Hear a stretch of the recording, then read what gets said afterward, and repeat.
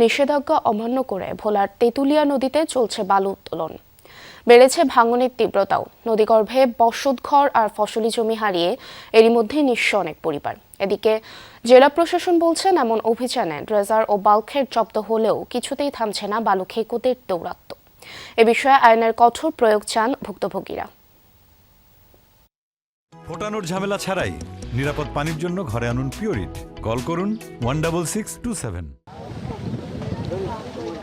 ভোলার তেঁতুলিয়া নদী তীরবর্তী এলাকা। প্রতিনিয়ত অবৈধভাবে বালু উত্তোলন করায় বেড়েছে নদী ভাঙন। এরই মধ্যে বসতঘর ও ফসলি জমি হারিয়ে নিঃস্ব হয়েছে অনেক পরিবার। স্থানীয়দের অভিযোগ, সদর, বুরহানুদ্দিন, লালমোহন ও চরফ্যাশন উপজেলার বিভিন্ন এলাকায় তেঁতুলিয়া নদীতে অবৈধভাবে বালু উত্তোলন করছে কয়েকটি চক্র। এসব চক্রের পেছনে প্রভাবশালী সিন্ডিকেট থাকায় তাদের প্রতিরোধ করা যাচ্ছে না বলে অভিযোগ স্থানীয়দের।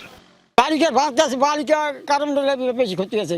10-15-20টা এই যে গাড়ি লাগান যাচ্ছে ভাঙ্গে সুরিয়া সব তছনছ করি আমরা ডেরেজার দিয়ে সব নষ্ট করিয়ে দিই, আর বাড়িঘর দিয়ে সব উড়ে দিতে আছে। বালু কাটায় নদীর গভীরতা বাড়িয়ে গেছে, স্রোত বাড়িয়ে গেছে, যার জন্য এগুলি ভাঙতেছে। আমাদের জমিগুলো অনেক জমি ছিল ওদিকে ভেঙে গেছে, যেগুলো আমাদের ধান হইতো। আমার দাদার অনেক জমি ছিল, জমিনে আমার বাবা চাষবাস করছে, আমরাও চাষবাস করছি।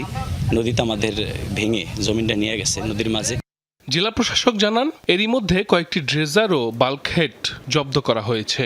অবৈধভাবে বালু উত্তোলনের খবর পেলেই অভিযান চালনা হয় বলে জানান তিনি। রিসেন্টলিও একটি অভিযান আমরা পরিচালনা করেছি এবং ড্রেজার আটক করেছি এবং জরিমানা হয়েছে। এই অবৈধভাবে বালু উত্তোলনের বিষয়ে আমরা জিরো টলারেন্স নীতিমালা অবলম্বন করছি। আমরা যখনই কোনো খবর পাই তখনই আমরা এর বিরুদ্ধে অভিযান পরিচালনা করি। তবে শুধু আশ্বাস ও অভিযান নয়, অবৈধভাবে বালু উত্তোলন বন্ধে প্রশাসনের কঠোর হস্তক্ষেপ চায় ভোলাবাসী। সাইফ আহমেদ, যমুনা নিউজ।